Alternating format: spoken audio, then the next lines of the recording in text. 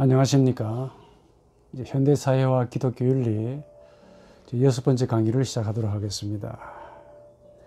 이 강의는 또 지난주 강의의 연속이죠. 평안하시길 바랍니다. 나의 문제, 이번 강의 6번째 강의도 그 주제가 나의 문제를 좀 생각해 봅시다. 지난주 강의의 포인트가 뭐냐, 인간의 고유성이 어디에 있느냐 하는 문제를 많이 취급했습니다.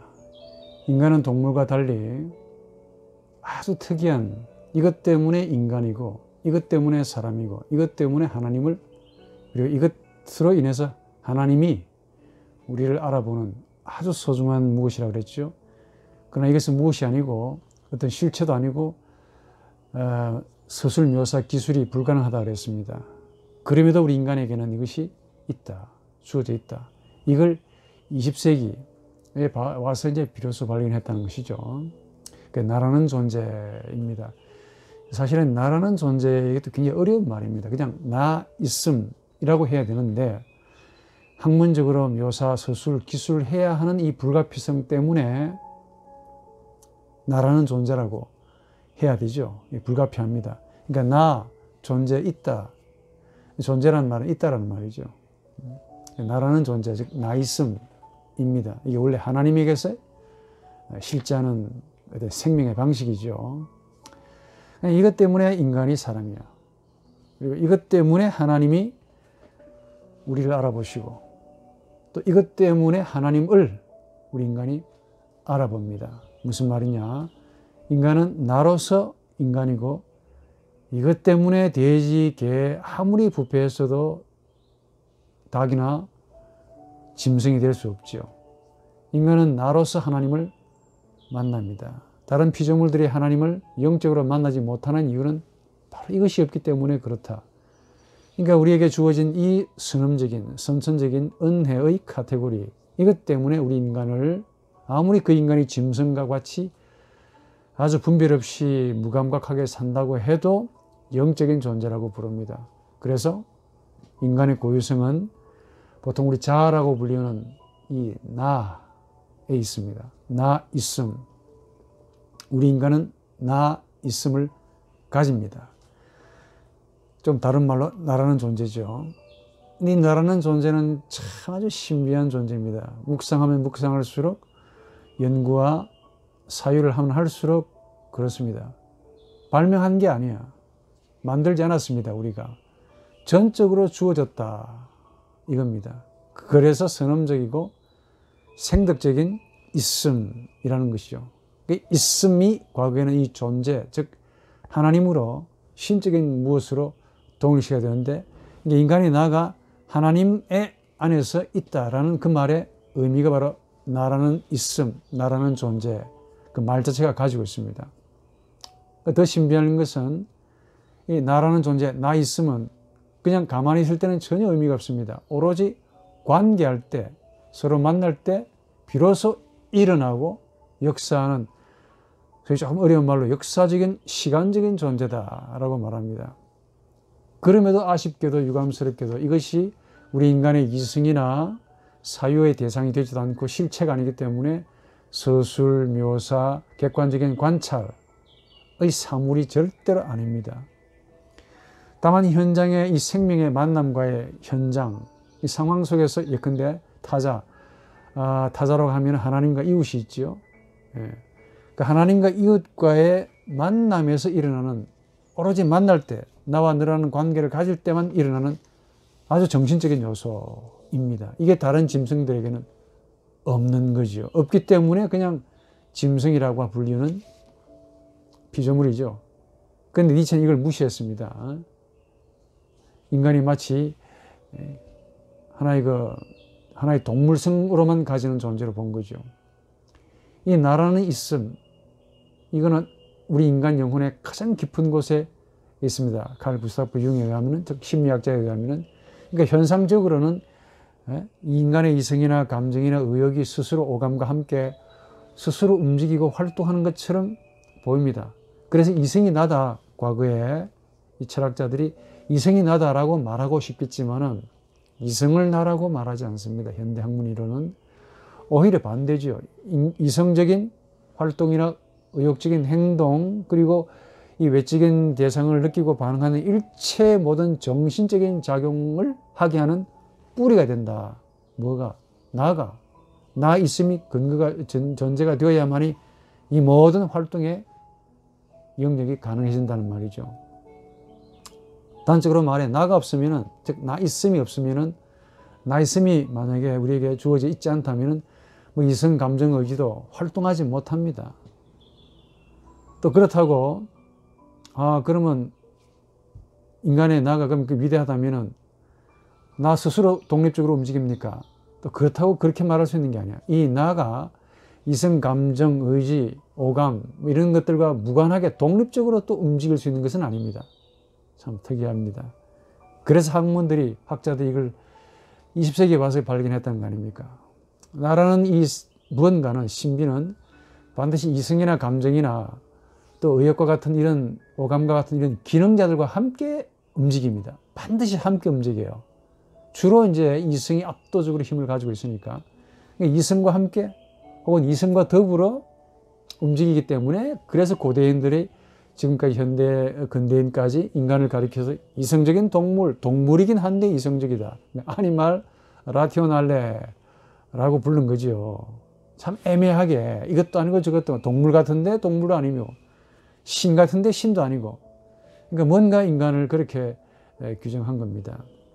그러나 이 모든 패러다임이 지난주 강의에서 보았듯이 니체의 말대로 와장창 인간은 생각하는 능력을 가진 이성도 하나의 일종의 동물성과 같다라는 것을 명백하게 보여주었습니다.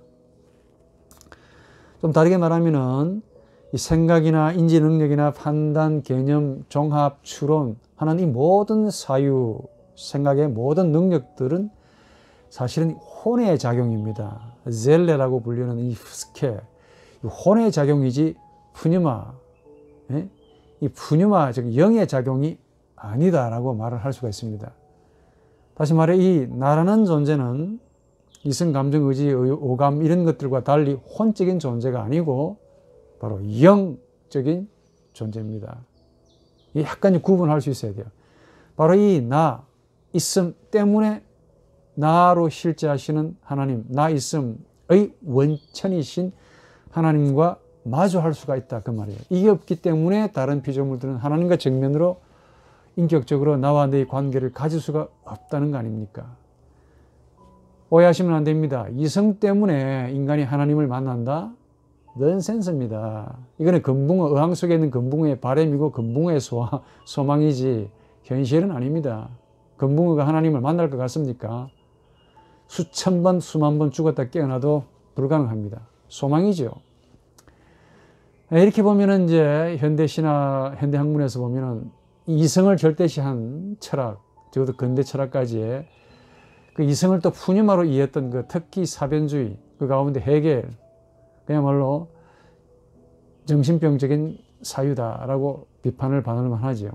그러니까 예를 들어서 우리가 생각을 합니다. 이 생각을 하는 것도 나를 전제하지 않으면 일어나지 않는다는 거야. 왜 나의 방점을 좀 두면 좋았을 텐데 이 생각에다 방점을 뒀냐 이게. 이 생각이라는 것은 하나의 기능입니다. 동물도 생각한다 그랬죠. 근데 이 생각이라는 것도 따지고 보면은 누가 생각한다는 겁니까? 저 사람이 그 사람이 아니고 삼인칭 단수가 아니고 바로 나가 생각한다. 코기토라고 부릅니다. 그러니까 인간에게 나가 주어지지 않으면은 우리 인간의 영혼은 이성적인 활동, 예컨대 학문, 뭐 예술, 도덕, 인륜, 법, 심지어 나아가서 종교적인 모든 활동도 생겨나지 않고 사라져 버립니다. 모든 것이 한마디로 공허, 흑암, 어려운 말로 무, 의미 없음, 무로 깊이 깔아앉게 되는 거지요. 그럼 우리 조금 더 풀어 설명해 봅시다. 다 알다시피 상식적으로 볼 때 우리 인간의 이성만 놓고 보자고. 인간의 이성적인 활동은 세상을 만듭니다. 인정하죠? 그러나 그 이성적인 뿌리가 뭐냐? 금방 말씀한 바대로 나 있음, 나에 있습니다.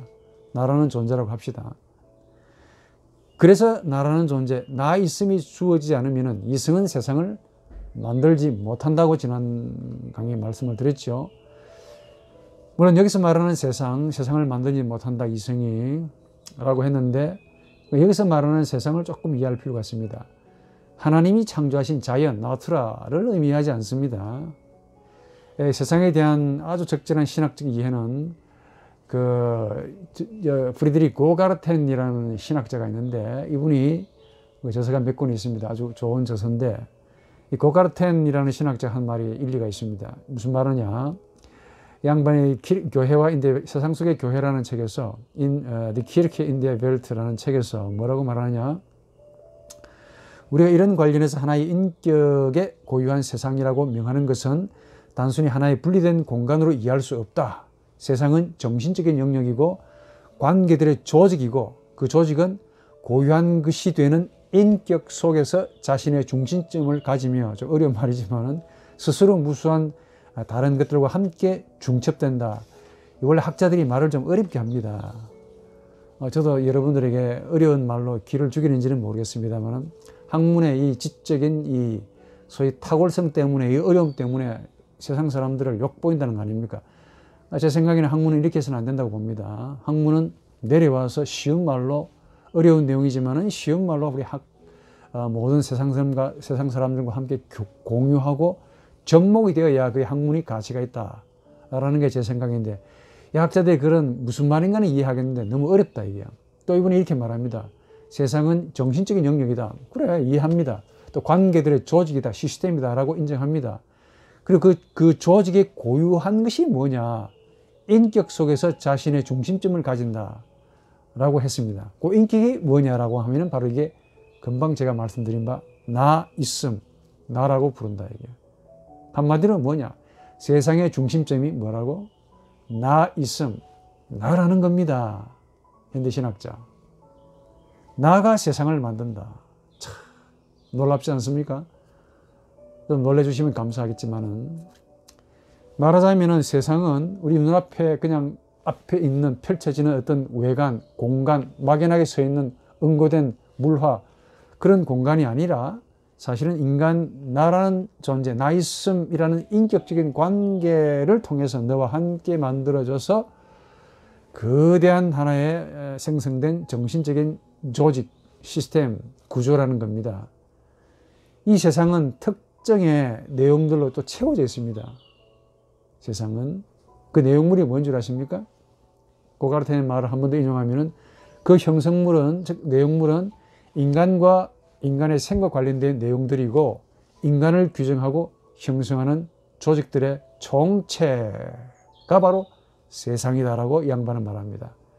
그러니까 세상이 자신의 모든 정신력을 통해서 관계들을 가집니다. 인격적인 관계를 가지면서 뭔가가 형성되는데, 그걸 다르게 말해서 생명이라고 그러고, 이 생명은 단순한 것이 아니고 바로 정신적인 형성물을 만든다 라는 겁니다. 그래서 세상은 이분에 의하면 국가, 민족, 가정, 사회, 법, 역사, 문화, 학문, 공공의 견해다라고 주장합니다. 물론 이분이 세상을 정의하면서 나름대로 고유한 방식으로 이렇게 나열해 준 것은 일리가 없지 않아 있습니다만, 좀 더 쉽게 말하면 세상은 하나님이 우리 사람에게 주신 그 자연을 우리 인간이 부패하면서 인간이 되어서 자신만을 위한 영역으로 만들기 위해 우리 인간의 정신을 총동원해서, 지난 강의에서 가인의 능력을 총동원해서 만들어 놓은 정신의 모든 산물, 그 산물의 총체를 가리킨다 라고 해야 됩니다. 종교, 그 안에 법이 있죠. 인륜, 도덕, 학문, 예술, 문화, 사회, 민족, 국가, 모든 것들, 즉 인간과 타자와의 이 인격적인 관계를 통해서 많은 시간과 시대를 거쳐서 천천히 형성되고 조직된 우리 모든 인간들의 정신적인 형성물의 총체를 우리는 세상이라고 부른다고 말이에요. 그래서 세상을 누가 만들었느냐? 하나님이 만들었다고 할 수 있는 게 아니라 바로 하나님이 우리 인간에게 주신 이 나, 있음, 나의 세상이다. 인간 나의 세상이다라고 말합니다. 그러니까 나라는 영적인 존재가 이성, 감정, 의지라고 하는 기능자들과 함께 만들어 놓은 정신적인 형성물이죠. 그럼에도 국정교과서 1페이지 두째 줄에 이제 삭제 좀 할 만한데도 불구하고 돌아가실 때까지 안 지웁니다. 자연이다, 세상을, 혹은 눈에 보이는 외연이다, 혹은 사물의 연장이다라고 단순하게 그렇게 믿고 있더라는 거야. 한물간 지식들인데, 예를 들어서 산, 바다, 공기, 뭐 나무, 구름, 하늘, 꽃, 뭐 이런 등등이, 이런 총체가 세상이라고 보통 그렇게 알고 있습니다. 그럼 그건 자연이야. 무슨 말이냐. 보통 사람들은 세상을, 혹시 여러분들도 포함될지도 모르죠. 세상을 인간 정신 밖에서 인간 안으로 주어지는 어떤 것들의 총체라고 그렇게 오해를 합니다. 그러나 조금 더 학문을 통해서 규명해보면 반대가 됩니다. 세상은 단순히 동식물과 같은 이런 자연이 아니고 본성도 아니고 인간 밖에 있으면서 인간 정신 안으로 들어온 어떤 것들의 총체도 아닙니다. 신학적으로 규정하는 세상도 마찬가지입니다. 하나님이 창조하신 자연에다가 이 부패한 인간 정신이 창의적으로 가인과 같이 활동을 통해서 소위 문화적인 활동들을 통해서 새롭게 재창조한 혹은 재창조된 인간만의 인위적인 하나의 영역, 공간 개념이다 라고 부릅니다. 이를 위해서 이 코페르니쿠스의 사유의 첫 번째 대전환이라고 불리우는 임마누엘 칸트의 비판 철학이 있습니다. 이게 설명해 주죠. 즉 세상을 인간 이성의 산물로 본 대표적인 사상이기 때문에 그렇습니다. 칸트에 따르면 이성은 순수하게 이성 이론으로만 실제하는 이성적인 활동, 이론적인 활동, 즉 순수 이성이 있고 또 그 이론을 가지고 실천적으로 수행하려는 이성적인 활동, 즉 실천 이성이 있답니다. 이것도 구분해서 좀 그렇긴 한데 이해가 됩니다. 세상은 뭐냐? 인간 이성의 그 창의적인 활동을 통해 만들어진 것을 이분이 논리적으로 쫙 펼쳤다는 겁니다. 그래서 학문을 하시는 분들이라면 이 칸트의 말에 대체로 일리합니다. 칸트는 이성과 이 대상과의 관계를 논하면서 놀랍게도 우리 인간의 이성이 시간과 공간이라는 선천적인 카테고리 안에서 주어진 대상을 인식하는 과정에서 세상이 만들어진다 라는 놀라운 사실을 선언했습니다. 조금 더 구체적으로 그분의 그 순수 이성은 감성과 오성으로 구분하는데 특히 오성, 이 피아시탄트, 오성은 대상을 우리에게로 끌고 오게 하는 대상이 부여하는 그 현상들을 받아들이는 능력입니다. 그래서 오성은 우리 정신에게 나오는 여러 가지 많은 대상들, 즉 그 대상들을 오성이 받아서 이 오성이라는 원래 고유한 법칙이 있는데 이 법칙으로 뭔가를 만드는 능력을 가리킵니다. 오성은 조금 더 자세하게 늘 했지만은 소위 12범주라는 게 있습니다. 범주가 12개래요. 아리스토텔레스에게서 따온 거죠. 뭐 크게로는 분량, 성질, 관계, 양상이라는 어떤 이런 큰 네 가지의 큰 범주 안에서 그걸 소 세 개로 더 쪼개가지고 12개를 만들었는데 뭐 분류하고 결합하고 통일시키는 카테고리입니다. 이게 우리 인간의 오성의 법칙입니다. 이걸 가지고 주어지는 대상이 부여하는 어떤 현상들을 통일시키는 능력이다 그 말이야. 칸트는 이것을 가리켜 통일시키는 이 능력을 가리켜서 자라고 부릅니다. 이 대상의 그 실제성, 이 앞에 있는 이 꽃, 이 대상의 실제성은 물 자체라고 부릅니다. 딩안지히. 이 딩안지히를 한글로 물 자체라고 번역했는데 이게 올바른 번역인지는 좀 그렇습니다. 딩, 물이죠. 안지히, 그 자신 안에 있는 물이라는 뜻입니다. 그러니까 스스로 안에 있는 사물이라는 뜻인데 이것은 칸트에 의하면 인식의 대상이 아니야. 따라서 우리 인간의 이성이 알 수가 없다라고 말합니다. 단지 우리 인간의 이성이 알 수 있는 게 뭐냐. 이 대상, 이 꽃이 가지는 여러 가지 많은 현상들이 있습니다. 현상들이라 그러지. 이것들이 무수하고 다양하게 파편적으로 감각적으로 산만하게 종합되지 않는 어떤 무엇들로 우리 정신에게 다가옵니다. 인간은 오성과 감성을 가지고 있죠. 그리고 이성의 능력으로 이 주어지는 모든 것들을 분류합니다.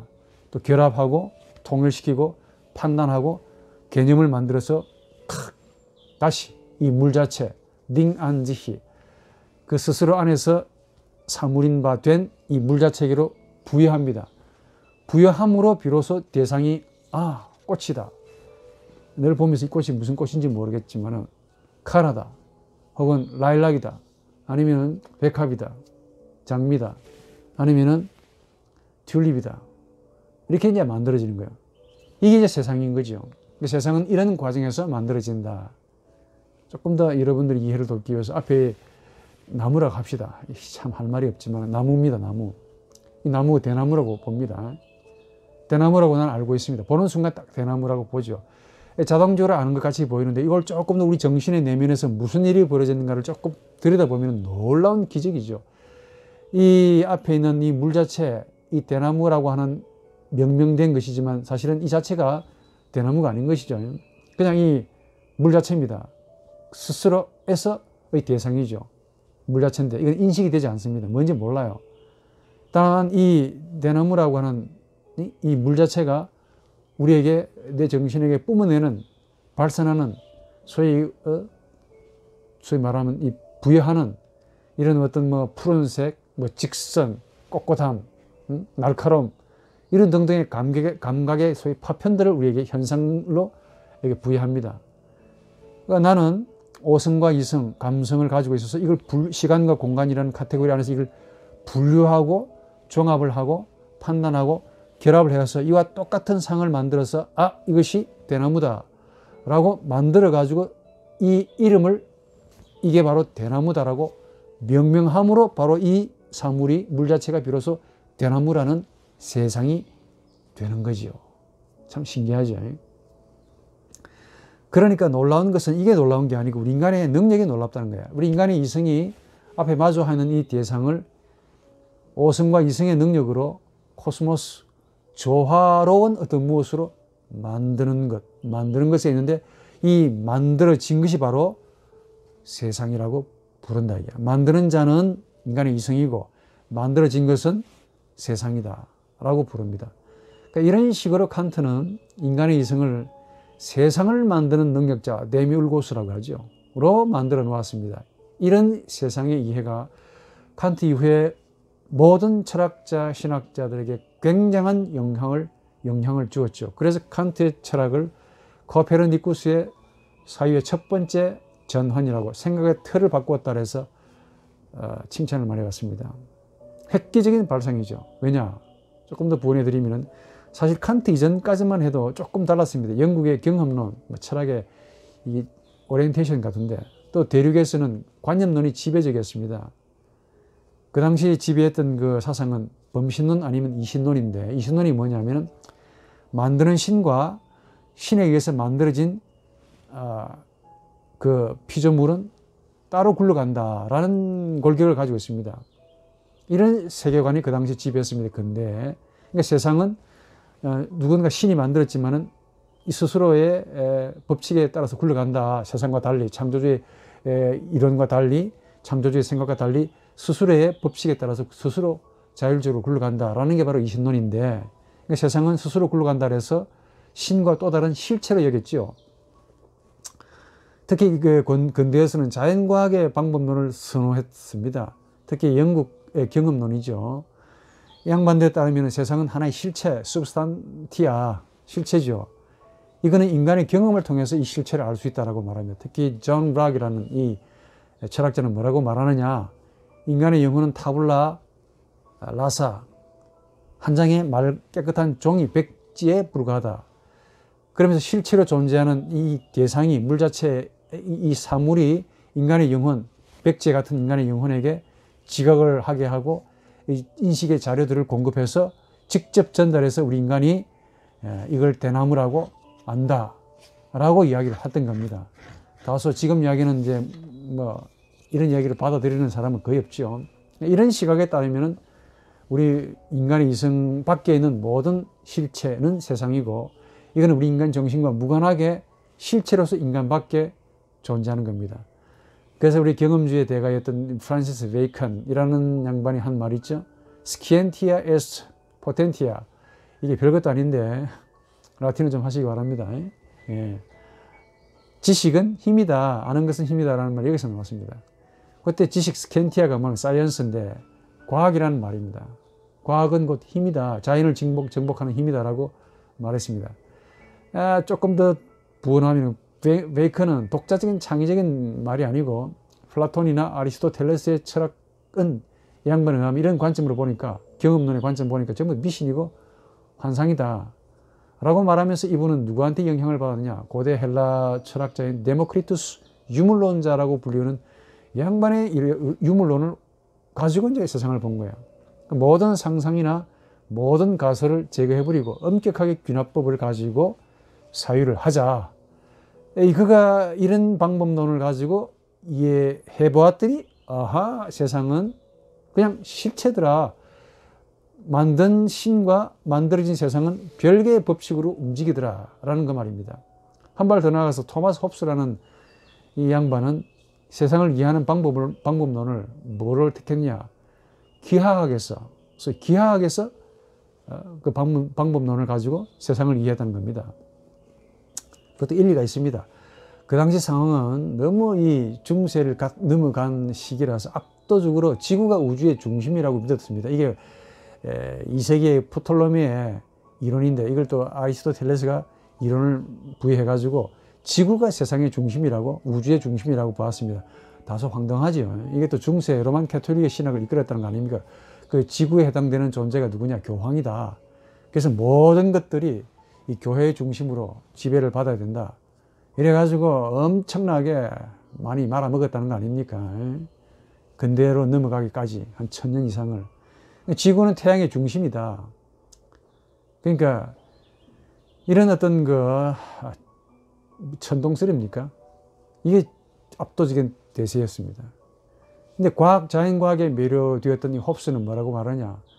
모든 학문도 이런 잘못된 가설에서 벗어나서 정확해야 된다라고 말하면서 가장 정확한 게 뭐냐? 1 더하기 1은 2다라는 수학의 방법론과 아울러 기하학이 가장 적합한 학문의 방법이다. 이 기하학의 방법으로 형이상학을 들이댄 거예요. 기하학이라는 방법을 가지고 형이상학의 주제도 해결하려고 애를 쓴 거 아닙니까? 관찰해야 되죠. 관찰에서 출발해서 얻어진 그 지식들에서 공리를 세우고 또 거기에서 엄격한 공리를 세우고 난 다음에 연역을 해서 추론해가지고 이게 진리다라고 명명해야 한다라고 주장합니다. 그래서 이분에게서는 홉스에 의하면 진리란 뭐냐? 정확한 지식이라는 말이 되는 것이죠. 인간 영혼도 눈에 보이지 않는 모든 인간의 영혼 혹은 신 혹은 우주 혹은 자연 혹은 생명, 이 모든 것도 전부 물리학의 변형이다라고까지 약간은 황당하게 주장을 합니다. 지금도 그렇게 따르는 분들이 있습니다. 자연과학 하는 분들이. 그러니까 모든 생물은 실체죠. 원인과 결과로서 규명될 수 있다 라고 주장하면서 말합니다. 신도 어떻게 되느냐? 존재하지만은 인간이 알 수 없다, 이게. 관찰의 대상이 아니니까. 존재하는 것은 전부 다 위형적이고 가시적인 것만이죠. 세상만 존재하는 것이죠. 그래서 신은 뭐냐? 하나의 개인이 가지는 하나의 신념에 불과하다, 상상에 불과하다라고까지 이렇게 말합니다. 그러니까 세상은 어떻게 돌아가느냐? 누군가에 의해서 만들어졌지만은 이 세상은 나름대로 고유한 법칙이 있어서 이신론이죠. 기계론적으로 운동한다라고 양반은 확신했습니다. 양반의 한 명언이 있습니다. 경험은 보편적인 어떤 결론을 주지 않는다. 그럼에도 불구하고 경험 위에 기반을 둔 과학은 보편적인 결론을 준다. 이 사람의 그 정서가 이해가 됩니다. 이 양반의 그 명언이죠. 이런 사상을 유명론이라고 부릅니다. 유명론. 예를 들어서 인간과 같은 보편 개념은 없다, 이게. 단어에 불과하다. 실제하는 것은 이아무개, 박아무개, 김아무개가만이 실제한다. 틀린 말이 아니죠. 맞습니다. 일부 동의합니다. 이게 영국의 경험론이라 하면은 유럽에서는, 대륙에서는 어떤 사상이 지배했느냐? 관념론, 스페쿨라티비스무스, 관념주의, 아이디얼리즘이죠. 이게 지배를 했습니다. 똑같이 비슷하지만 세상은 실체지만은 인간 영혼이 알 수가 있다. 영국의 경험론자들은 모른다라고 경험이 관찰 대상이 안 되고 경험이 될 수 없기 때문에 모른다, 상상이다, 가설이다라고 배제했지만은 그래도 이 유럽의 사람들은 그래도 알 수 있다라는 입장을 취하죠. 세상을 알 수 있다. 신도 알 수 있다. 뭐 때문에? 한 개인의 영혼 속에는 우주의 이 세계의 본질을 알 수 있는 능력이 주어졌다라고 전제하기 때문에 그래요. 그 능력이 뭐냐? 이성이다. 이성은 직관과 연역이라는 사유의 방식을 통해서 세상과 접촉한다. 접촉하는 능력이다. 따라서 조금 더 극단적으로 말하면 눈앞에 대상이 없다 하더라도 생각적으로 지식을 가질 수 있다라고 그렇게 강하게 말합니다. 이게 없어도 우리 인간이 이걸 대나무라고 알 수 있대요. 카라라고. 양반도 동일하게 유럽의 이 철학자들도 동일하게 이 수학의 방법론을 찾았다는 거 아닙니까? 방식으로 들이댔다는 거 아닙니까? 데카르트는 수학이라는 방법론으로 형이상학을 풀라 했고, 스피노자는 이 홉스와 같이 기하학에서 풀라 그랬고, 또 라이프니츠는 물리학을 가지고 형이상학을 풀라고 애를 썼습니다. 특히 데카르트에 따르면은 인간의 영혼은 유한하다 이게. 유한한 인간의 영혼이 어떻게 무한한 신을 생각할 수 있는가라는 질문을 던집니다. 답이 뭐냐? 신이 실제하기 때문에 우리 인간이 생각하는 거 아니냐라는 게 그게 답입니다. 그러면 신이 실제한다는 사실을 인간 영혼이 어떻게 아느냐? 의심을 통해서 막 해보니까 의심할 수 없는 게 하나 있더라니까. 뭐냐? 지금 의심하고 있는 인간 자아는 도무지 의심할 수 없다는 거죠. 이 의심할 수 없는 인간의 자아가 신을 생각하더라. 따라서 신이 있는 것이죠. 신은 자아를 통해서 알 수 있다. 어떻게 보면 말 어느 유희와 같이 들리는데 일리가 없지 않아 있습니다. 그래서 이 데카르트에 의하면 세상은 연장된 실체다라고 본 거야. 그리고 세상이 존재하는 것도 사실은 코기토에 의해서 결정된다라고 보는 거죠. 영혼은 영혼의 법칙대로, 정신의 법칙대로 존재하고, 또 육체는 육체의 법칙대로 존재하는데 서로 무관합니다. 마찬가지로 세상과 신도 서로 무관합니다.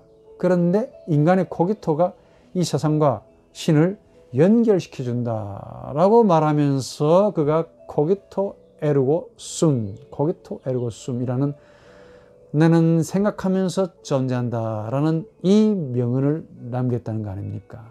코기토가 없으면은 세상도 없고 신도 없다라는 파격적인 이야기를 하게 된 겁니다.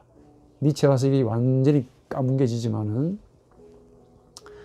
스피노자에 의하면은 만들어진 세상은 신이라는 만드는 세상과 하나일 수밖에 없다라고 범신론을 말하면서 그 방법론을 기하학적인 방법론으로 들이댑니다. 즉 신은 은폐된 자연이고 자연은 드러난 신이다.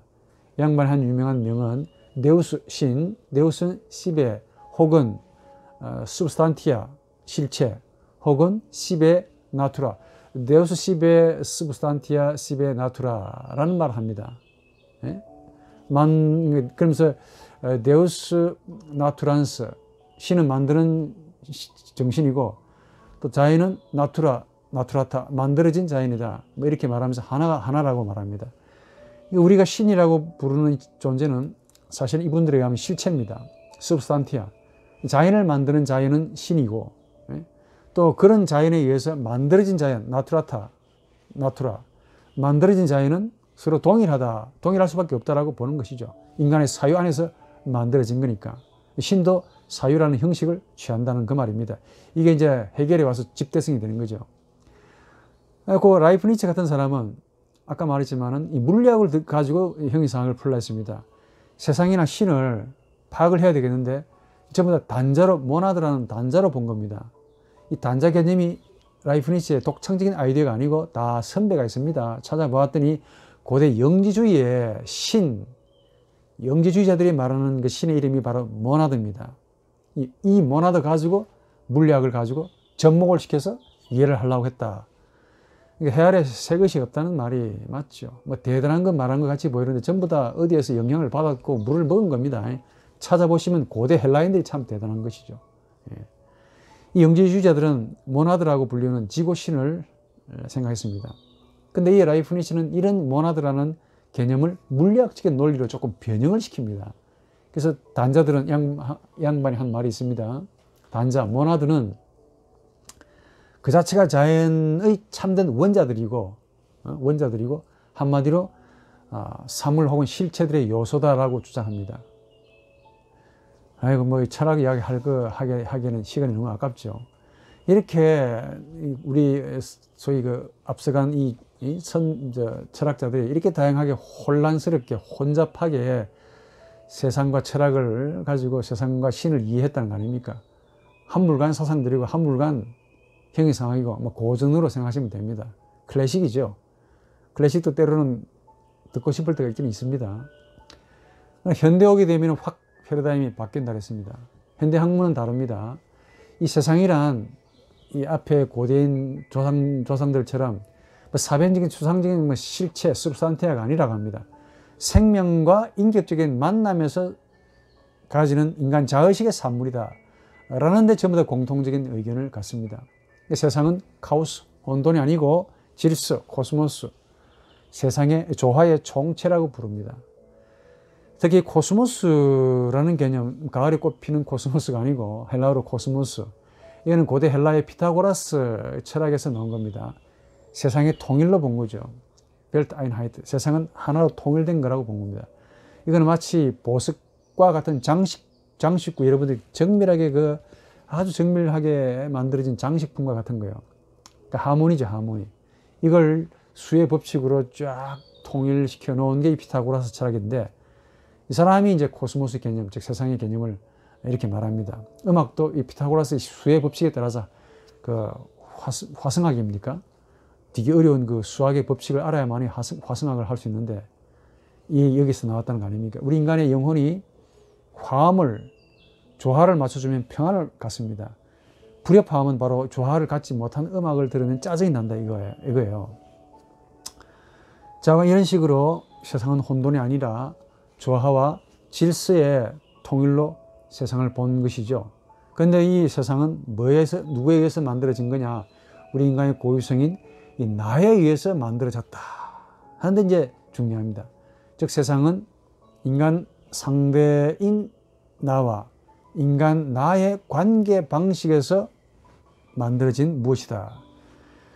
그래서 현대 신학자 가운데 폴 틸리히, 20세기 세 사람이 위대한 신학자 가운데 한 사람이죠. 칼발트, 불트만, 폴 틸리가 나오는데 폴 틸리가 뭐라고 말하느냐? 세상이란 세상을 가지는 것이다. 벨트 하벤을 뜻하며, 또 세상을 가진다는 게 뭐냐? 나가 스스로 모든 상대와 마주해서 나 자신으로 내세우는 것에 근거한다라고 말합니다. 이 양반은 하이데거 철학에 많이 영향을 받은 것 같습니다. 어쨌거나 인간이 자신의 고유성인 이 나와 모든 상대들과의 관계에서 생기는 총체성이 바로 이 틸리에 의하면 세상이죠. 근데 이런 틸리의 생각도 실존주의나 특히 이 슐라이마흐의 영향을 좀 받은 거라고 봅니다. 왜냐하면 슐라이마흐가 데아 크리스티케 글라우베 1군에서 뭐라고 말하느냐, 이렇게 말합니다. 우리가 세상을 통일성으로 규정한다면 세상은 자기 스스로 분할되고 쪼개진 통일성이며 동시에 모든 대립들과 차이들의 총체이며 이런 특징의 다양성을 통해 모든 것들이 존재하며 그에 대해 개별적인 인간은 하나이고, 그 개별적인 인간이 하나랍니다. 고 인간이며 더 들어가면 인간이 하나며 그 모든 대립에서 분할되었다. 말을 되게 어렵게 쓰는데 이 양반의 특징 같아. 내가 읽으면서 어떤 데는 이제 불쾌해요. 너 학자로서 지금 뭐 폼 내는 거냐라는 생각이 드는데 까보니까 별것도 아닌 것 같은데 말을 어찌 이렇게 어렵게 쓰느냐. 또 이런 말 하고도 어떤 학생이 제 책도, 교수님 책도 만만치 않습니다라고 말할 때 내가 뒤통수 맞은 듯한 느낌이야. 이 말 하면 안 되겠다 하는 생각이 드는데 한마디로 이런 겁니다. 그래서 강의는 쉽게 하려고 이렇게 쓰잖아요. 학문은 저 위에 있으면 안 돼. 천상의 학문이 아닙니다. 여기 땅 위에서 내려와야 돼. 좀 내려와서 쉽게 말해주면 참 좋을 텐데 요즘 클래식 인기 없습니다. 왜 그런 줄 아십니까? 천상에서 놀기 때문에 그래. 지상에서 놀아야 되는데 지상에 사람이 있는데 천상에서만 홀로 독백하니까 인기가 없는 거야. 그러니까 요즘의 사람들은 그런 거 안 좋아하지 않습니까? 학문도 마찬가지야. 내려와야 됩니다. 말을 이런 식으로 어렵게 하니까 골이 아프다는 거 아닙니까? 학자인 저도 골이 아픈데 여러분들은 이해가 안 되겠죠. 무슨 말이냐면은 인간 나에서 세상이 나왔다는 겁니다. 인간의 자의식이 세상을 만들었다 라는 말로 한마디 해주면 간단할 텐데 어렵게 했다는 거지. 그러니까 세상은 생명을 가진 존재이고 그 생명은 인간인 나에게서 나오는데 방식이 있다는 거야. 내가 내 자신에게서 머무는 것과 내가 내 자신에게서 나오는 관계 방식에 의해서 세상이 혹은 생명이 만들어진다. 조금 더 구체적으로. 또 요거 이해한다고 욕받다는 거 아닙니까? 저 양반 책 저거. 참 어렵습니다. 어려운 책 몇 개 가운데 헤겔의 예? 저 책이 진짜 어렵고 문장도 되게 길고 이 슐라이르마흐의 이 책은 문장도 길 뿐만 아니고 정말 난해합니다. 이 슐라이르마흐에 의하면 세상은 인간 자의식의 산물입니다. 제가 파악한 바로는 인간의 자의식은 절대적으로 무한한 절대 의존의 감정이야. 즉 신을 절대 의존하는 어린아이와 같은 감정입니다. 감정의 개필이라고 이야기해요. 근데 이 자의식은 두 개의 활동을 한답니다. 인간 자가, 인간 나가. 이게 이제 자기의 독창적인 것인 것 같은데 또 헤겔과 상당히 유사한 면도 없지 않아 있어요. 그 당시 지배했던 사상이라고 봅니다. 인간 자아를 두 개로 활동을 보겠는데 하나는 지히 블라이벤, 스스로 자기 안에 머무는 것이고 다른 하나는 지히 헤라우스트레텐, 자신에게서 나오는 활동을 가진대요. 인간의 자아가. 이 두 개의 활동을 가진답니다. 이 과정에서 안다는 것, 이해한다는 것, 활동한다는 것, 의욕한다는 것, 모든 정신적인 것들이 생겨난다라고 봅니다. 세상은 인간의 자의식과 분리되지 않는다. 개별적인 인간의 자의식이 세상의 총체성의 한 부분이다 라고 말하죠.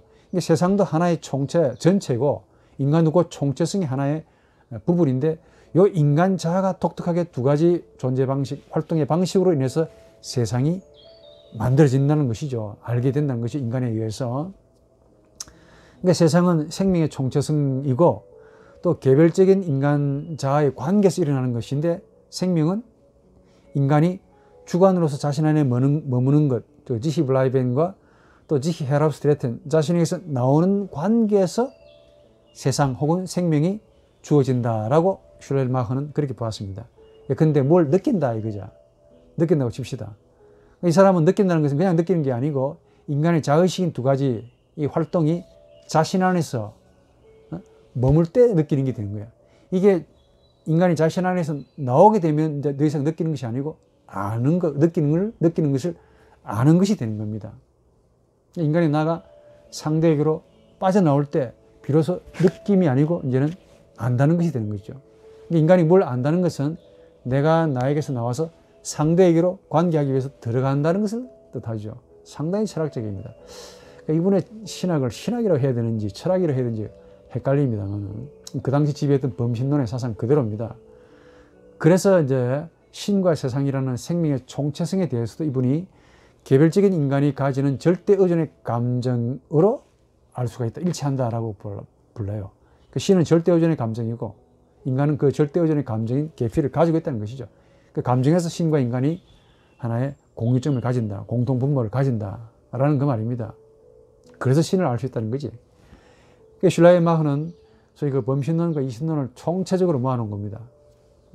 슬로건이 뭐냐? 개별자인 인간은 총체성을 반영한다 이게요. 그러니까 인간은 신을 반영하는 존재입니다. 그런 의미에서 인간은 하나님의 형상이 맞는 거죠. 이분은 개별자는 총체성의 한몫을 가진다는 점에 있어서 범신론을 택했죠. 그러면서도 인간의 고유성인 이 나와 상대와의 그 주관적인 관계, 아까 말한 자아의 두 가지 방식에서 세상 혹은 상대가 실제한다는 것을 파악했다라고 봅니다. 좀 따지고 보면 이 생각도 칸트의 생각에서 또 영향을 받았습니다. 칸트도 이렇게 이야기했거든요. 칸트는 인간의 이성이 신의 속성 가운데 하나다라고 믿었지요. 슐라이르마는 칸트를 이렇게 받아들이면서 조금 더 신학적으로 도배했다 보면 되죠. 개별적인 인간과 세상이라는 생명의 총체성이 서로 연결될 수 있다. 그 세상 속에는 신도 포함되어 있으니까 신과 인간이 서로 연결될 수 있다. 신도 자신에게서 나오고 인간도 자신에게서 나와야 되니까 만난다는 거죠. 그 연결점을 게필이라고 부르고 인간이 신만 보면은 자기 자신에게서 무조건적으로 나온다는 측면에 있어서 우리 인간의 감정을, 인간의 자아를 무조건적인 절대 의존의 감정이다라고 규정했습니다. 약간 독특하지만은 특이하죠. 결국 이제 이분들의 이런 양반들의 주장을 좀 종합해 보면은 세상의 중심점이 누구라는 겁니까? 인간의 자아고 그 자아를 세상의 핵심으로 보고 있다라는 것은 분명하죠. 그리고 이 자아가 바로 행위의 주체고 윤리적인 가치의 척도가 된다. 라는 겁니다. 세상을 나를 중심으로 일어나는 총체라고 본 것은 그렇다 치도 나쁘지 않습니다. 그러나 일반 정신사에서 가리키는 나는 사실 기독교의 사상에서 가리키는 나와 본질이 좀 다릅니다. 색깔이 좀 달라요. 달라도 내가 볼 때 많이 다른 것 같아. 유사복음과 유사하다 그 말이에요. 복음같이 보이는데 상당히 유사해요. 비복음이나 반복음 같으면 딱 구분해내겠는데 너무 신학적인 말로 들이대니까, 특히 헤겔, 슐라이르마하, 이게 진짜인지 가짜인지 분별하기가 조금 곤란하다는 겁니다. 우선 철학자들이 가지는 자아 개념은 우리가 볼 때, 이 개혁주의 신학자고 목회자인 우리가 볼 때는 이게 죄인이라고 불러야 되는 것이 마땅하지 않냐 하는 생각을 해봅니다. 죄인인 인간이죠. 신학에서 말하는 죄 혹은 죄인도 이 철학자들처럼 다르게 봅니다. 철학자들과 달리 신학의 죄는 다르게 봅니다. 뭐 도덕적인 파손이나 남한테 손해를 끼치는 그런 행위로 보는 게 아니죠. 또 철학자들처럼 존재론적으로 선의 결여, 프리바티오 보니, 선이 좀 모자라는 상태로 죄를 보지 않습니다. 토마스 아퀴나스나 아우구스티누스도 죄를 그렇게 봤다는 거 아닙니까? 선이 좀 모자라기 때문에, 인간이 약하기 때문에 죄를 짓는다라고 보는데, 루트는 완벽하게 바꿨죠. 약한 거 좋아하네. 인간이 악하기 때문에 죄를 짓는 거다. 악을 행한다라고 보는 거죠. 이 말에 제가 동의합니다. 인간이 약해서 죄를 짓는 것 같이 보이는데 현상적으로 그렇습니다. 인간이 죄를 짓는다는 것은 죄인이기 때문에, 악하기 때문에 죄를 짓습니다. 나중에 연구해 보니까 여러분들이 제 강의를 잘 들었다면 그 리비도가 나와요. 이게 무진장 사악한 겁니다. 만약에 이 양반들, 이 철학자들처럼 죄를 선의 모자람으로 주장한다면 이미 죄도 어떤 실체나 어떤 피조된 어떤 무엇으로 간주하고 있다라고 해야 되겠죠. 궁극적으로 따지고 보면 누구한테 인간이 죄가 선의 모자람이다. 그럼 하나님이 선을 모자라게 준 거 아니냐라는 식으로 이해가 된단 말이에요. 그래서 아우구스티누스나 신학자들은 거기까지는 가지 말자 그래가지고 사탄에게로 돌립니다. 죄의 탓을. 조금 안 맞죠. 화란의 그 네덜란드의 그 자유대학교의 그 조직신학자는 이렇게 말합니다. 죄를 실체는 아니고, 죄는 실체가 아니고 어떤 무엇으로 간주할 수 없다라고 딱 잘라 말합니다. 옳은 말이죠. 죄를 타자에게, 남에게 도덕적인 손해나 윤리적인 상해를 가하는 행위로 보지 않습니다. 선의 모자람 아닙니다. 조금 더 근본적으로 이해해야 된다. 그래야 설득력이 있다고 봅니다. 죄는 신학적으로 자충족한 존재로 보는 것이 좋습니다. 아담의 형태도 그렇고 가인의 형태에서 더욱더 그러합니다. 나를 찾으신 하나님께 나를 감춰버리고 그것으로 가져오는 그 놀라운 기술, 이게 내 스스로 자충족하다라는 사실을 의미하지요. 즉 실제성은, 생명이나 실제성을 자신의 내면에 고유한 율법 아래에서 항상 그것으로 만드는 존재, 너를 혹은 나를 그것으로 만드는 기술적인 존재, 율법으로 만드는, 즉 복음을 율법으로 만드는 어떤 존재, 이게 이제 바로 죄인이고 거기서 나온 게 바로 죄, 악이라 말합니다. 이게 우리 인간의 의식입니다. 인간의 의식은 세상을 만들고 또한 그렇게 만들어진 세상은 또 우리 인간을 지배해요. 이게 얼마나 모순이고 놀랍습니까? 아까 말씀드린 바 세상 학자들에 의한 바 습관, 예절, 규례, 도덕, 윤리, 법, 정치, 종교, 학문, 문화, 이 모든 것들과 함께 인간이 생존하기 위해서 이바레벤 했죠. 생존하기 위해서 창조하고 발명하고 발전되었던 생명의 총체성이 바로 세상이다 라고 말을 합니다. 누가 만들었느냐? 하나님이 그렇게 만드신 것이 아니라 우리 인간의 의식이 아주 오랜 기간 동안 수많은 세월을 통해서 만들었고, 그렇게 만들어진 세상은 이제 천천히 스스로 자신의 그 만들어진 그 법칙에, 만드는 법칙에 따라서 만들어진 겁니다. 오늘 이렇게 된 거야.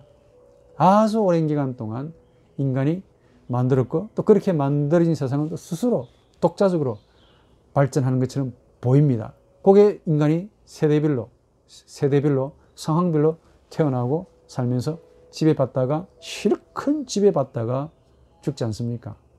세상을 초월하지 못해요, 여러분들. 인간 의식에 의해 만들어진 세상은 이제 세상을 만드는 의식을 우리를 향해서 하나의 법으로 들이댑니다. 예? 우리가 세상을 만들었는데 그렇게 만들어진 세상은 우리를 향해서 율법을 들이댄다, 그 말이야. 그래서 세상이 우리 인간 의식을 이제 지배하고 통제하고 처분하고 마음대로 이제 법으로 다스린다, 그 말입니다. 여러분들이 법을 만든 거 아니지 않습니까? 우리는 세상을 만들었지만 만들어진 세상은 우리를 가지고 법으로 우리를 지배합니다. 이게 이제 모순이라 그 말이죠. 세상을 우리 인간의 의식이 만드는데 그렇게 만들어진 세상은 왜 다시 우리 인간을 처분하고 마음대로 통제하고 지배하고 율법으로 다스리느냐? 답이 있습니다. 우리 인간 의식이 만든 세상을 만들었지만은 만든 세상은 생명이 없는 그것으로 만들었기 때문에 그래요. 중요한 포인트입니다. 그것. 다 S라고 부릅니다. 그것. 3인칭 단수, 복수. 그것으로 만들기 때문에 그래요. 마치 여러분들 이해를 돕기 위해서 지난번 했던 강의 한 번 더 하나님 앞에서 성을 쌓았죠. 누가? 가인이. 자신이 쌓은 성의 안에 도리어 갇히게 된 것과 똑같다 라고 말을 할 수가 있습니다. 왜냐? 가인이 만든 성 자체는 죽은 가인이 만들었기 때문에, 하나님 앞에서 죽은 가인이 만들었기 때문에 생명이 없는 그것입니다. 그것이 된 존재가 만든 작품이 그것이기 때문에 만들어진 그것이 바로 가인을 나중에 가두게 되는 거야. 하나님에게서 생명은 주어지죠. 하나님에게서 생명을 받아야 살 수 있는 사람인 인간이 하나님을 떠나면 그 자체가 이미 죽은 자가 됩니다. 너 죽었다 라고 말했습니다. 그러나 육체는 아담을 990년, 900살까지 넘게 살게 합니다. 죽은 거 아니네요 라고 말하고 싶겠지만 영적으로 이미 죽은 겁니다. 그게. 그러니까 육체적으로 아직 사망에 안 들어갔다고 난 살아있대라고 이렇게 덤비시는가 본데 하나님 보실 때 다 죽었다니까. 영적으로 죽은 겁니다. 하나님을 떠나면 그 자체 죽음이야. 심장에서 혈관이 떠나면 죽지요. 이미 뿌리에서 뽑혀진 나무는 죽은 겁니다. 그럼에도 불구하고 물을 주면 어느 정도는 살아간다는 거죠. 이렇게 영적으로 죽은 자가 아무리 창의적으로 살기 위해서 생존하기 위해서 정신적인 활동을 만들어내고 그 결과로 세상을 만든다고 해도 이미 거기에는 생명이 없습니다. 찾아봐라. 있는지. 없다니까. 그 대신에 뭘 만들어냅니까? 반드시 율법이라는 형식을 만들어내서 사람을 또 부자유하게 만든다는 거야. 율법의 형식을 지니고 있기 때문에 우리가 만든 세상이지만은 그 만들어진 세상은 나중에 우리를 속박하고 구속하고 자연스럽게 아주 천년덕스럽게 우리 인간이 거기에 종속된다는 겁니다. 종노릇하며 산다는 거야. 세상이란 한 번 더 습관, 관례, 예절, 규범, 도덕, 윤리, 법, 정치, 종교, 문화, 학문 이런 정신적인 산물입니다. 맞습니다. 그러나 자세히 한번 들여다보십시오. 거기에는 하나같이 나름대로 율법이 있다는 거 아십니까? 율법이 있다 하니까 하나 예를 들어 보자고. 우리 습관, 관습을 한번 규례를 봐도 마찬가지야. 전부 각자 나름대로의 율법입니다. 이게 한번 보라고. 아마도 이 율법이 만들어지게 된 것은 우리 이렇게 사는 것이 좋겠다 에서 출발했을 겁니다. 사회계약서에서 출발했을 것 같아. 이렇게 하면 다 늑대처럼 서로 물고 죽이니까 죽지 말자, 탑을 쌓자 에서 출발했을 겁니다. 개인의 습관에서 출발해서 나중에 사회 관습이 되었죠. 그게 하나의 관례법이 됩니다. 율법이 된 거죠. 그걸로 끝나면 좋을 텐데 나중에는 이게 신적인 권위를 가진다는 거야. 습관이나 관례나 율법 자체가 신적인 권위를 가집니다. 신적인 법이 되면은 인간 영혼이 거기에 종속이 된다는 거야. 국회에서 법을 만들 때까지는 좋아요. 근데 법이 만들어지게 되면은 국민들에게 그게 신이 되는 거야. 종속이 됩니다. 법 만들 때 잘 만들어야 됩니다. 함부로 만드는 게 아니야. 어떤 결과를 가져올 것인가를 판단하고 결정하는데 심사숙고가 필요하다는 게 바로 그 점입니다. 노예법, 총회법 다 마찬가지입니다. 지교회법도 마찬가지고. 제가 한 예를 들어보죠. 조선시대 우리 선비사상, 사대부 사상에서 한번 예를 들어 봅니다.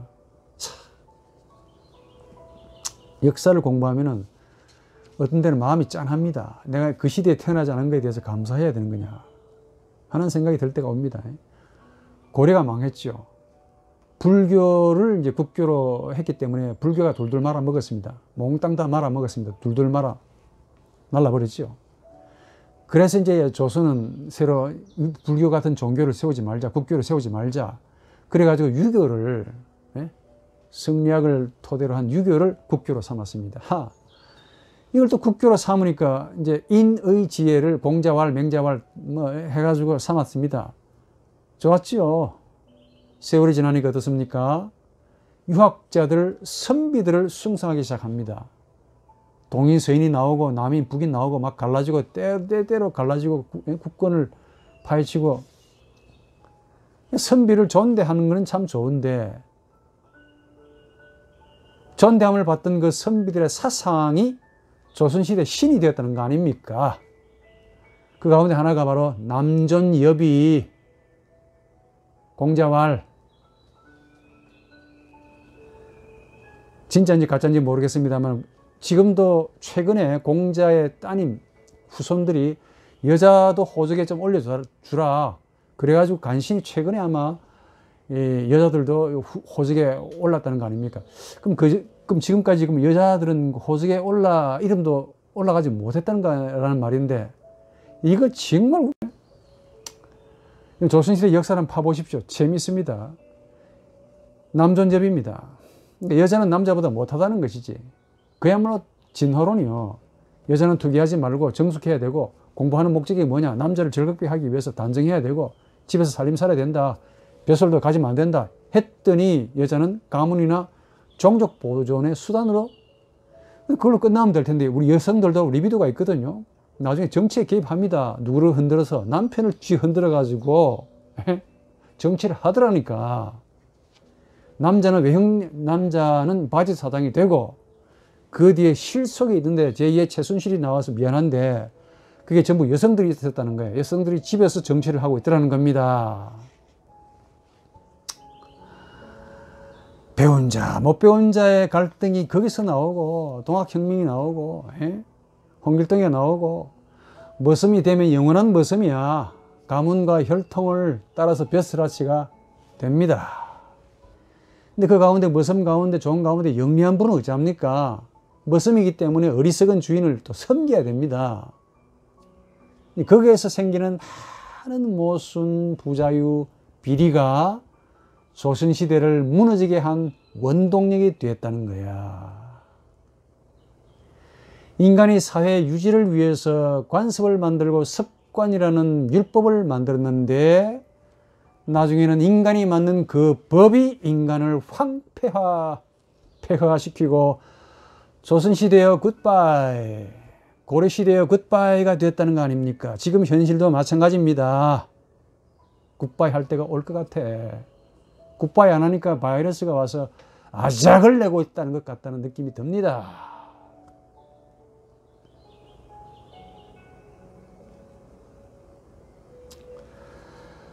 조선시대에서 이런 관습을 어기면 그 자체가 죄입니다. 감방 가야죠. 심지어 목이 날아갑니다. 그 죄는 가문과 가족의 명예고 불명예죠. 치욕입니다.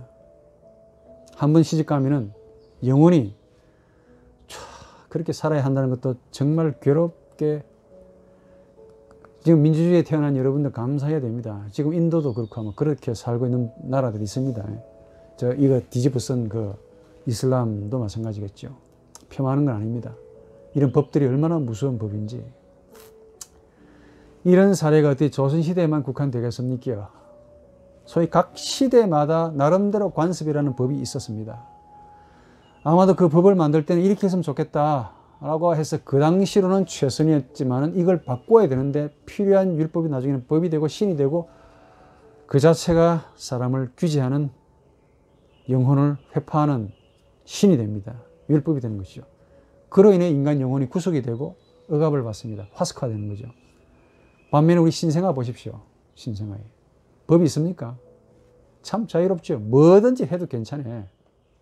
그러나 조금만 크면은 인륜 들어가고 도덕을 배우고 공동체의 법을 이분이 이 신생아가 입력되는 순간, 받아들이는 순간부터 법 아래에 놓이게 되고 부자유. 제가 어느 약국에서 아이를 봤습니다. 조그마한 아이인데, 아이는 눈에 보이는 것, 눈에 보이는 것, 색깔 좋은 것 좋아합니다. 그냥 탁 가지고 짓거라고 엄마한테 물어보지도 않아요. 약사는 보고 있고, 난 옆에서 재미있게 보고 있습니다. 해가지고 막바로 그 자리에서 따요. 따가지고 그냥 먹더라니까. 그러니까 부모가 난리가 났죠. 이런 행위를 도둑질하고 도둑놈이라고 말을 할 수 있겠습니까? 그 아이는 아직 법의 지배를 받지 않기 때문에 도둑놈이다라고 벌을 줄 수가 없지요. 왜냐? 법으로 인한 죄의식을 가지지 못하기 때문에 그래. 이놈은 법이 죄의식을 가지게 한다 하니까. 부모가 놀래가지고 아이를 또 이렇게 또 뭐라 하네 또. 그래, 내가 돈을 주고 사줄까 싶었는데 또 부모님 입장에서 봐서 또 기분 나쁠까봐. 이 부모님이 아이가 뭔 죄를 지었다고, 에? 법도 모르는 아이한테 뭔 죄를 지었다고 사과하고 그렇게 고개를 숙이더라고요. 무슨 말입니까? 꾸지람을 들으면서 그 아이는 부모나 가게 주인으로부터 법을 배우고 도둑놈이 되어가는 거예요. 무슨 말 하고 싶습니까? 교수님. 예. 법이 없다면 도덕도 없습니다. 도덕이 없다면 죄의식도 없을 것 같아. 그래서 우리가 가지고 있는 이런 상당수의 죄책감이나 죄의식은 어쩌면은 우리 시대가 보유하고 있는 관습, 습관, 규례에서 나온 율법일 가능성이 높겠다 라는 사실을 그 아이를 통해서 제가 본 겁니다. 그 천진난만한 아이가 도둑놈이 된 거야. 또 도둑놈이 될 것 같습니다. 법을 배우니까. 그 법이 나쁩니까? 교수님 말하고자 하는 요지가 지금 그걸 말하고 싶소 라고 이제 따지고 싶은 여러분들의 인상 같은데 아닙니다. 제 윤리학자인데 그걸 무시하겠습니까? 법이 없다면 사회가 무너진다고 그렇게 여기고 싶겠죠. 그럼 좋다 이게야. 반대로 법이 있으면 사회가 유지되느냐? 보십시오. 이 사회가 이 모양으로 돼가는 게 법이 없어서 무너집니까? 그럼 법이 없다면 왕창 무너지는 거 아닙니까? 맞습니다. 과연 한 사회를, 한 국가를, 한 공동체를 유지하는 것이 과연 인륜, 도덕, 법, 관습, 습관, 종교와 같은 이런 법입니까? 예. 근데 플라톤 이야기 해보죠. 이 플라톤은 절대적인 선의 이데아를 주장했습니다. 근데 그 주장도 그 상황에서 나온 법이었습니다. 역사를 좀 알면 그런 생각 안 될 텐데, 지금도 플라톤 이데아를 들이대면 안 되겠죠. 들이대가지고 중세까지 갔다는 거 아닙니까? 아리스토텔레스가 뭘 대단하길래 그 법을 들이대가지고 종교를 만드냐. 이 플라톤의 시대에 그 당시 난무했던 그 궤변론자, 소피스트들에 의해서 무너지는 아테네를 구원하기 위해서 소크라테스, 플라톤이 만든 법이란 말이에요. BC 490에서 480년 사이에 무슨 일이 벌어졌습니까? 페르시아 전쟁이 일어났죠. 아테네가 승리했습니다. 왔다, 기분 좋지요. 전쟁하고 나면 모든 전리품을 전부 다 귀족들이 다 갔습니다. 종도, 노예로. 그때 노예가 거기서 나온 겁니다. 부와 권력을 한꺼번에 살만하지요. 그래서 이 아테네가 민주주의를 만들었습니다. 나 딴 건 다 모르겠는데 기원전 5세기경에 아테네가 소위 민주주의, 민회를 만든 것은 아마 역사상 최고 좋은 위대한 일이라고 봅니다. 이것도 헤겔이 보면 위대하다고 자랑할 만도 해요. 헤겔이 볼 때도 너무 위대한 일인 것 같습니다. 니체도 그렇고. 기원전 5세기에 어떻게 민회를 만드느냐. 이 민회가 바로 소위 말하면 데모크라티, 이 민주주의의 기초가 됩니다. 이 아테네 출신이 아닌 자들도 이제 아테네 먹고 살만하니까 아테네로 몰려 들어왔습니다. 먹고 살아야 되지 않겠습니까? 돈벌이 해야 되겠죠. 돈벌이 하기 위해서 선생이 등장합니다. 그 선생의 이름이 뭐냐? 소피스트. 민회에서 법이 만들어지거든요. 그 법을 만들기 위해서 말을 잘 해야 됩니다. 또 그 민회 자체가 또 법을 만드는 법정이 되게 돼요. 판단도 합니다. 그러니까 말로 남을 잘 설득해야 되겠죠? 이겨야 됩니다.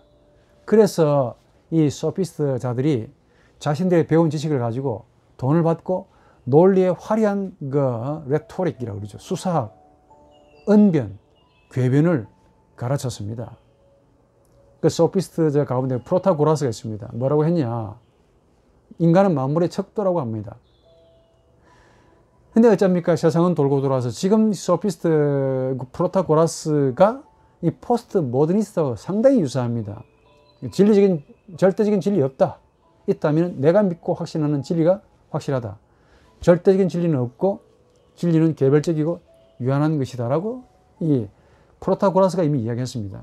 아, 그랬더니 어떤 일이 벌어집니까? 그 조그마한 도시국가였던 아테네가 왕창 무너지게 생겼죠. 전부 다 각자 개인이 법이라고 한다면은 종교도 없고 윤리도 없고 무너지고 돈, 도덕이나 법이나 왕창 무너지죠. 휘청거리죠. 사회가 유지할 수 없습니다.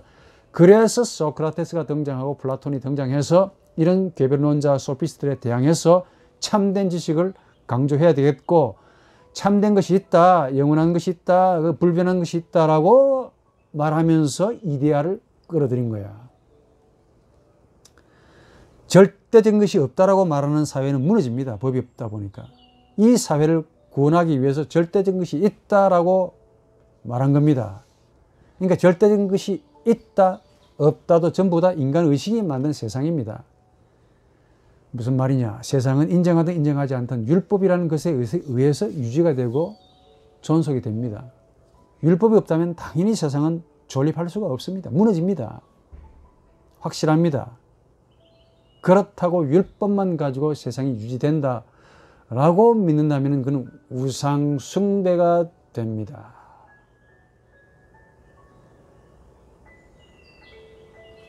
그 예가 바로 예수 시대 때 바리새인들, 그분들이 가졌던 습관, 관례, 규례, 할라카라고 불리는 이 규례가 예수의 가르침과 정통으로 대립했다는 거 아닙니까? 바리새인들 입장에서 한번 생각해 봤습니다. 충분히 그럴 수 있다고 봐요. 내가 그 시대에 태어났더라고 하더라도 분명히 율법은 필요하다. 유대교를 유지하기 위해서 그 공동체, 그 사회, 국가를 위해서 필요하다고 본 겁니다. 그리고 바리새인들의 삶이 다 나쁘다고 볼 수 없어요. 로마의 그 지배를 받고 있는 그 틈바구니 속에서 유대교를 숭배하면서 그래도 그나마 종교적인 자유를 가지게 만든 자들이 바로 바리새인들입니다. 서기관들이고 좋은 역할도 했습니다. 그런데 지나쳤단 말이죠. 그 사회가, 그 유대교가 율법만 가지고도 유지가 된다라고 믿는다면 그게 우상이 돼요. 우상이 되어버린 법이죠. 우상을 만든 인간의 의식이 법이 되어서 사람을 지배한다, 그 말입니다. 그래서 예수가 오셔서 그분들과 대립하게 된 겁니다. 이게 바로 율법 때문에 대립하게 된 거예요. 오해하지 마십시오. 예수는 율법 자체와 싸웠다라고 할 수 없습니다. 예수님에게는 율법이 문제가 된 것이 아니고 율법을 지키면서 상실할 수 있는 하나님의 나라, 하나님 자신이 문제가 되기 때문에 그들과 대립한 겁니다. 하나님 자신이라는 하나님의 나라는 율법에 의해서 절대로 상실되어서는 안 되는 거야. 그래서 마태복음 23장 23절에 뭐라고 말합니까? 이것도 행하고 저것도 버리지 말라고 분명히 이야기했습니다. 예? 차라리 율법을 지키지 못한다고 해도 하나님 자신은 잃어버려서는 안 된다는 것이 제가 알고 있는 바 예수의 가르침입니다. 반면에 유대교는 하나님을 잃어버려도 율법은 지켜야 된다라고 생각을 한 거죠. 그래서 율법주의라고 그러죠. 생명은 예수가 보실 때 율법에 있는 것이 아니라 사실은 율법을 주신 하나님께 있다, 그 말이야.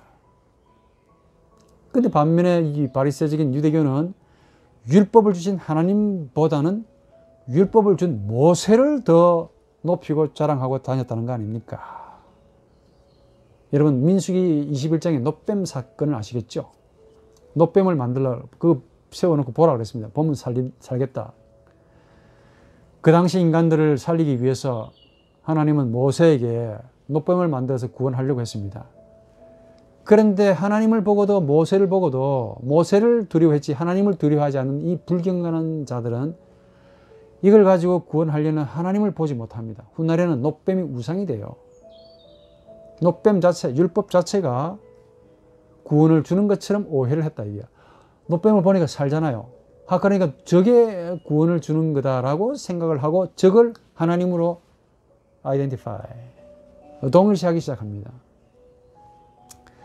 제가 민수기 21장을 읽으면서 들었던 의문이 뭐냐. 왜 그 당시 인간들은 놋뱀을 보면서도 놋뱀을 주신 하나님을 보려고 하지 않았을까라는 질문을 던진 적이 있습니다. 인간학을 하면서 제가 내린 답이 뭐냐. 이게 인간의 의식의 문제다라고 봅니다.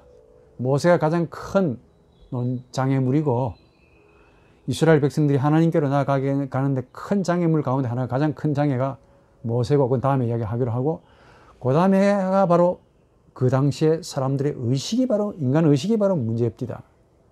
뭐냐. 우리 인간의 의식은 아주 유감스럽게도 보이지 않는 하나님보다 보이는 놋뱀을 더 선호하는 본질을 가지고 있습니다. 보이지 않는 하나님보다 보이는 놋뱀이 훨씬 더 가깝게 느껴지는 거야. 보이지 않는 신은 저 멀리 있고 보이는 신은 바로 코앞에 있습니다. 율법이든 모세든 상관없어. 독일말로 에시스트 에갈이야. 상관없어. 보이지 않는 하나님보다 보고 행할 수 있는 율법이 아주 가까이 있기 때문에 우리 인간의 의식은 선호합니다. 그랬더니 그 법이 우리 인간의 의식을 지배하고 다스리더라 하는 것이 바로 제가 내린 결론입니다. 그분들이 어리석어서가 아닙니다.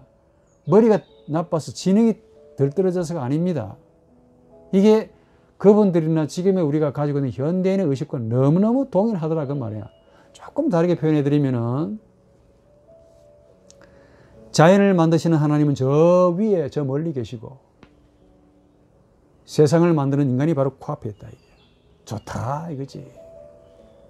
하나님은 저 멀리 있고 세상은 아주 가까이 우리와 함께 있습니다. 그래서 세상을 우상으로 섬깁디다.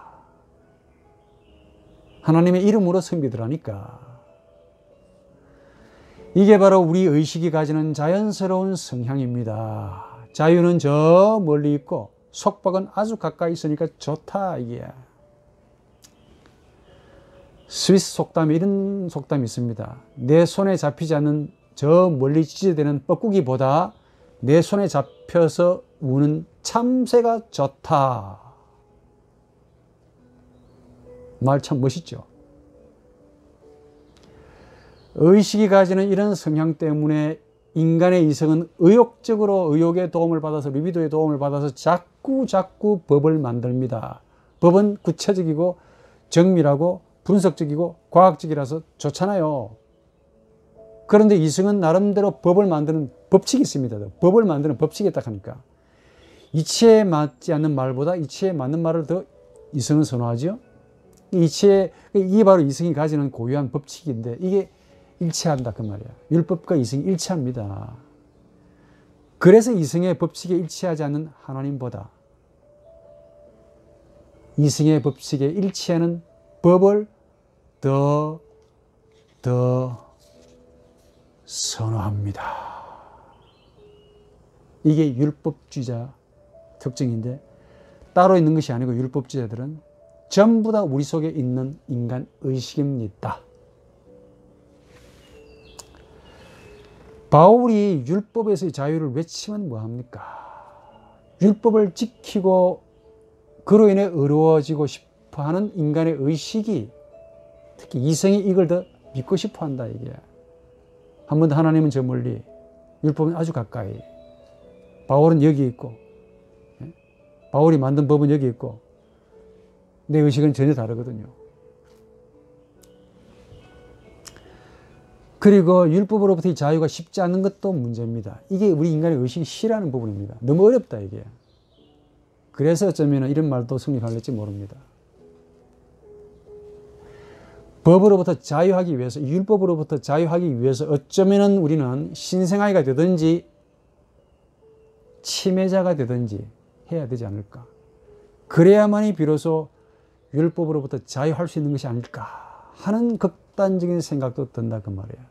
그만큼 누구나 다 모든 인간이면, 이런 자의식을 가진 인간이라면 법 아래에 놓여 있다는 것이 처절한 우리의 현실입니다. 그래서 법으로부터의 자유를 새롭게 배워야 됩니다. 새롭게 배워야 된다 하니까. 법부터 배워야 돼. 그러니까 태어날 때는 무법자로 태어났습니다. 아이처럼. 법이 없어. 무법자야. 본한자지요. 무법자. 그런데 자라면서 적법자, 법에 일치하며 살든지 아니면 위선자, 위법자, 법을 위반하며 살든지, 그렇게 언제까지? 사망에 이를 때까지 살아야 됩니다. 그래야만이 사망에 이르러서야 비로소 법에서부터 프리, 자유인이 되는 것이죠. 한 번 더 우리의 관습이나 습관만 보더라도 이런 현대 기술의 정신적인 면을 다 가지고 있다는 겁니다. 힘의 의지, 리비도, 이게 전부 다 자신을 유지하기 위해서 끊임없이 성을 쌓고, 습관을 만들고 관습이라는 성을 쌓고, 보학에서 만든 성인데 나중에 그 습관이라는 성이 인간의 영혼을 구속하고, 나중에는 힘의 의지가 관습을 만들고 법을 만들었지만은 도리어 만든 그 법이 우리 인간의 의욕을 부자유하게 만드는 이 모순. 의식은 세상을 만들고, 또 그렇게 만들어진 세상을 유지하기 위해서 율법이 필요하고, 또 그로 인해 율법을 만들었더니 천천히 아주 천천히 그 법이 우리 인간의 의식을 지배하고, 자연스럽게 우리는 태어날 때부터 율법 아래 놓인 자가 되더라 그 말이죠. 법 아래 놓인 의식은 언제나 세상적으로, 세상과 함께 세상을 위한 의식이 되어 있습니다. 의식이 세상을 법으로 대하는 한 생명과 실제성은 언제나 하나의 그것으로 보입니다. 너가 안 되는 거죠. 율법이 된 세상과 마주하면서 우리의 의식은 생명을 그것으로 대합니다. 심지어 그것으로 대할 뿐만 아니고 우리 자신도 하나의 그것이 되는 거야. 그로 인해 전형적으로 제가 지금 이 강의의 마지막이라 할 수 있는 나와 그것과의 관계가 형성되는 거야. 법이란 살아있는 생명 혹은 실제성이 아닙니다. 물화된 생명이죠. 생명이 물화가 되어서 하나의 그것이 된 게 바로 법입니다. 그래서 법은 옳으냐 그르냐를 지금 따지고 앉아 있습니다. 죽고 사는 문제를 취급하고 있는 게 아닙니다. 옳으냐 그르냐, 조금 더 정확하게 말하면 특정의 집단이나 사회나 공동체나 국가나 어떤 그 모임의 유지를 위해서, 정확하게 말하면 그 사회의 유지, 유익을 위해서, 이익을 위해서 해를 주면 악이라고 규정해 놓고 법을 만들기 시작한다 그 말입니다. 그러니까 법의 본질이 뭐냐? 유용성, 이익성이라 그 말이죠. 선과 악도 전부 다 유익성, 이익성이라는 척도에 따라서 규정이 된다는 겁니다. 선은 우리에게 유익을 주니까 좋고, 악은 해를 주니까 악. 신도 그렇게 판단하는 겁니다. 인간이 신을. 무슨 말이냐? 이 관습이나 습관, 예절, 규례, 이거는 우리 인생에서 필요합니다. 없으면 안 돼요.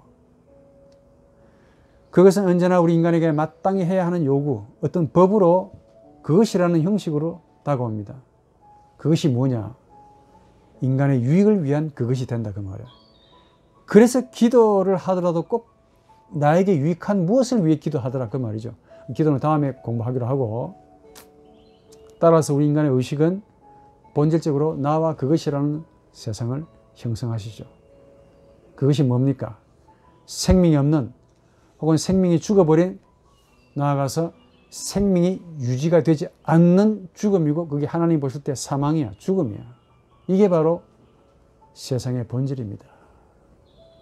세상과 함께 세상을 위해서 세상적인 의식, 나와 함께 나를 위해서 나 의식, 이런 점에서 본질적으로 실제성 상실은 참된 나의 상실이죠. 우리 현대사회에 무수한 법이 있습니다. 정말 법도 많더라고. 법전이 이만해요. 어찌 법 자체가 문제가 되겠습니까? 법을 좋아하고 법의 매기를 선호하는 우리 영혼이 문제겠지. 원하든 원치 않든 세상에 매여 살아야 한다는 것이 우리 일런지 모릅니다. 그러나 기독교는 이것이 전부가 아니라는 사실을 선포하고 있습니다. 예수는 너희 상황에 주어진 법대로 살아라라고 가르친 분이 아니라는 데 유일한 소망이 있겠지요. 세상으로부터의 자유를 가르칩니다. 기독교는. 어떻게? 그 자유는 세상 속에서 주어지는 것이 아니라 세상 밖에서, 세상 위에서 주어지는 하나님에게 있기 때문에 하나님 안에서만 이것이 가능하다.